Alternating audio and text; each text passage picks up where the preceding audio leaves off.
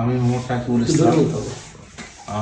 আমার 2019 সালে ডায়াবেটিসের সমস্যা হয়।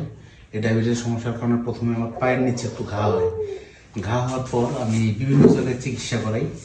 তারপরে এক সময় আমি বারডেমে চলে যাই। এখানে সময় অপচয় করার কারণে আমার পায়ের মারাত্মক ক্ষতি হয়। ক্ষতি হওয়ার পরে ওখানে যাই হোক আমার একটা অপারেশন হয়। অপারেশন হওয়ার পর আমার পাটা কেটে ফেলা হয়। এই অল্প বয়সে পাটা কেটে গেলে আমার খুব কষ্ট হয় আমার। যে তারপরেও আমার পায়ের অনেক সমস্যা দেখা দেয়। আমার পা পরে আমি কিছু সিদ্ধান্ত নিতে পারতেছিলাম না। এক সময় মহান আল্লাহ অশেষ রহমতে এই ডাক্তার আরিফ সাহেবের সামনে আমার পাটা উনিই ড্রেসিং করে নিয়েছে। ওনাকে আমি অনেক রিকোয়েস্ট করার পর উনি আমার পাটা ড্রেসিং করে। ড্রেসিং করার পর প্রথমে বলে 6 মাসের কথা, তারপর বলে 3 মাসের কথা। এভাবে উনি এত সুন্দরভাবে আমার পাটা ড্রেসিং করে দিছে, আমার 21 দিনে ওটা সমাধান হয়ে গেছে। 3 মাসের জায়গায় 21 দিনে সমাধান হয়েছে। তখন তো আপনার পা সম্পূর্ণ কাটা। হ্যাঁ, আচ্ছা।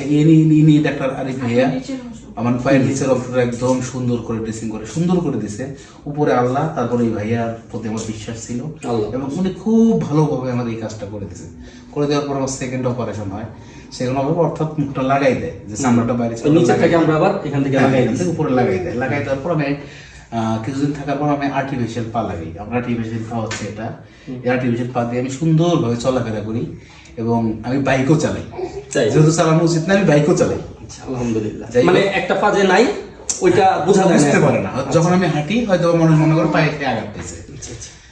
তারপরে সেকেন্ড টাইম আবার কিছুদিন পর আমি আমার পায়ে একটু আঘাত লাগে, এই পাটাতে যে কোনোভাবে আঘাত লাগে, হয়তো পড়ে যাবে, যে কোনোভাবে ইনফেকশন হয় আমার পায়ে, আমি মারাত্মক ভয় পাই। তারপর আমি এই যে ডাক্তার আরিফ সাহেব ভাই ওনার সাথে যোগাযোগ করি। উনি সময় নষ্ট না করে তাড়াতাড়ি ঢাকা চলে আসেন। আমি ঢাকা চলে যাই। ঢাকা চলে যাওয়ার পর ভাইয়া আমার পা দেখে, উনি ফুল ট্রিটমেন্ট করে। ট্রিটমেন্ট করে আমি আল্লাহর মতো সুস্থ হয়ে যাই। তারপর পরবর্তীতে আমার পায়ে কোনো সমস্যা হয় না। তারপর আমি চলাফেরা করতেছি দীর্ঘ 6 বছর পর।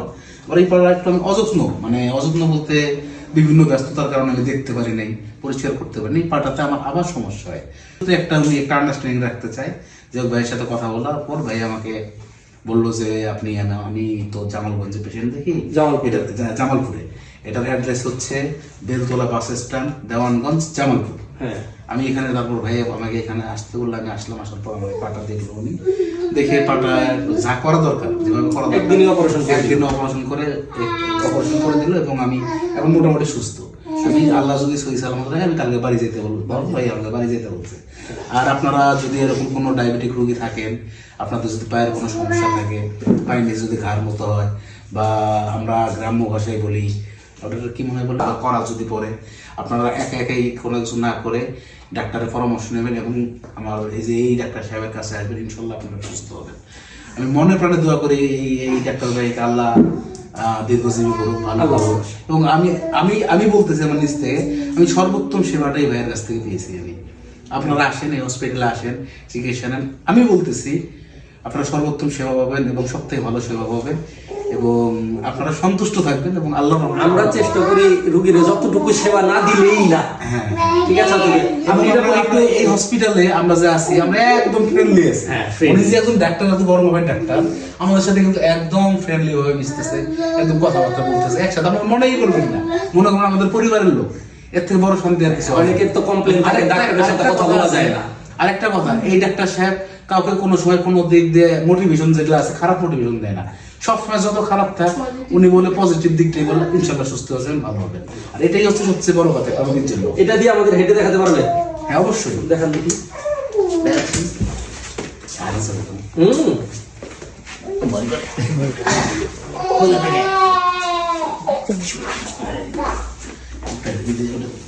আচ্ছা, এরপরে কিন্তু ওই যেভাবে বলছি, যেভাবে শিখিয়ে একদম সুন্দর করে, এটা কোনোভাবেই করা যাবে না। ঠিক আছে, দেখেন আমি পাটা লাগাচ্ছি এবং খুব সুস্থভাবে আমি হাঁটবো। আপনারা বুঝতেই পারবেন না যে আমার পায়ের সমস্যা আছে। যদি আমার একটা ব্যক্তি ইনফেকশন হয়েছে, মোটা হলো নাকি তুমি তো না, অনেক সময় মোটা হয়, বুঝা লাগে, অনেকগুলো বুঝা লাগে তো না, একদম পারফেক্ট। এটা খুব আরম্ভ এখন যখন লাগাই না আমি বুঝি, এবার লাগে এটা একটু নিচে কি করতে হয়, এটা উপর পর্যন্ত দিতে হয়, শিখায় দেয়নি এই দিচ্ছে চলাচল করি না, সময় নিয়ে আসতে ধীরে করলে গাড়ি হাঁটতেছি। ধরে এই দেখেন আমি হাঁটলে আপনারা বুঝতেই পারবেন না আমি হাঁটতেছি মাশাআল্লাহ। দেখছেন স্যার বলবেন না বাস আল্লাহর জন্য আসেন, চলে আসেন। দেখছেন দেখেন মানে হোমটা বুঝবেই না আমার আমি দুর্বল দেখে মনে করেন ই হইতেছে ওই যে ওইটা যে এই যে প্লাস্টার দেওয়া,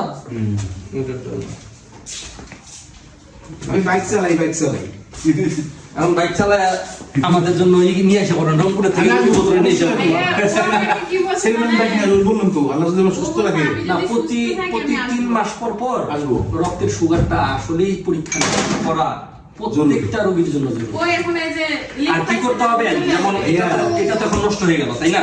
ধরেন এটা এখন ভালো হয়ে গেল, প্রতিদিন পাটা খুলবেন, আচ্ছা এই আঙ্গুলটা দেখবেন এরকম করে কি অবস্থা, এই আঙ্গুলটা দেখবেন কি অবস্থা, এই জায়গাটা দেখবেন, একটু টিপে টিপে দেখবেন কোনোখানে ব্যথা আছে কিনা।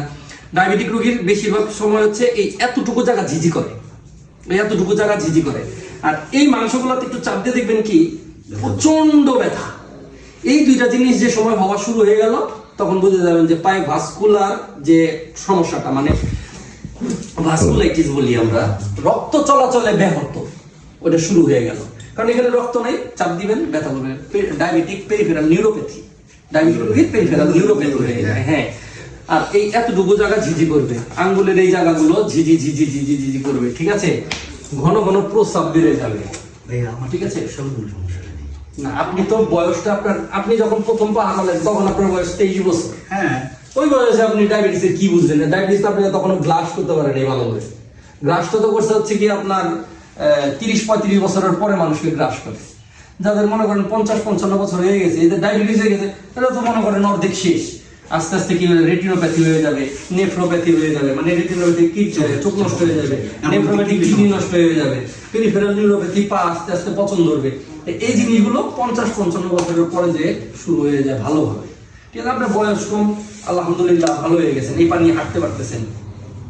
এরকম চিকিৎসা যদি উন্নত পান অবশ্যই সবকিছুই ঠিক করা যায়, কিন্তু হ্যাঁ রোগীর প্রতি একটু সহানুভূতি হইতে হয়। এখন কেটে ফেলে দিলাম যান, এখন যা মন চায় করেন, তখন তো আস্তে আস্তে আঙ্গুলের উপরে পায়ের উপরে। হ্যাঁ, অনেকেই বলে যে ডায়াবেটিস রোগীর অপারেশন করলে নাকি পা শুকায় না, কাটলে শুকায় না, কেন শুকাচ্ছে না? ডাক্তারের পরামর্শ থাকলে অবশ্যই শুকাবে, কিন্তু প্রপার ট্রিটমেন্ট দিতে হবে। ডায়াবেটিসও কন্ট্রোল করতে হবে, কোনো রক্ত চলাচল ব্যাহত হচ্ছে কিনা ওইটাও দেখতে হবে, ড্রেসিংটা ভালোভাবে করতে হবে, অ্যান্টিবায়োটিক কোনটা দিচ্ছেন, কোনটা আপনার রেজিস্ট্যান্স হয়ে গেল, যেমন আপনার কখন সেপ্ট্রাক্সন কাজ করে না, ফ্লুক্লক্স কাজ করে নাই, ঠিক আছে? মেরুপেনাম দিয়ে আমরা কিন্তু এখন আমরা হ্যাঁ জি হ্যাঁ এখন আবার সেপ্ট্রাক্সন ভালো হয়ে যাচ্ছে, ঠিক না? তো ইনফেকশনটা কি, কোন অ্যান্টিবায়োটিক দিবেন, এইগুলা জানাটা খুব জরুরি। এইগুলা যদি প্রপার ভাবে পড়ে যায় রোগীরা ভালো হয়ে যায়, ঠিক আছে? যাই হোক, আপনার জার্নিটা আসলেই কষ্টের ছিল, এই বয়সে একটা পা হারানো এটাও কষ্টের, কিন্তু হ্যাঁ এখন সুস্থভাবে জীবনযাপন করবেন সামনে, ঠিক আছে? একটা পা আছে, এইটা যাতে কিছু না হয়, কিছু হওয়ার আগেই দৌড় দিয়ে চলে আসতে হবে।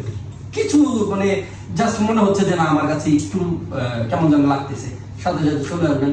ফোন আছে, ফেসবুক আছে, যে কোনো জায়গা থেকে চিকিৎসা ইনশাল্লাহ পাওয়া যাবে, ঠিক আছে? ওকে, ভালো থাকেন। হ্যাঁ, ওকে।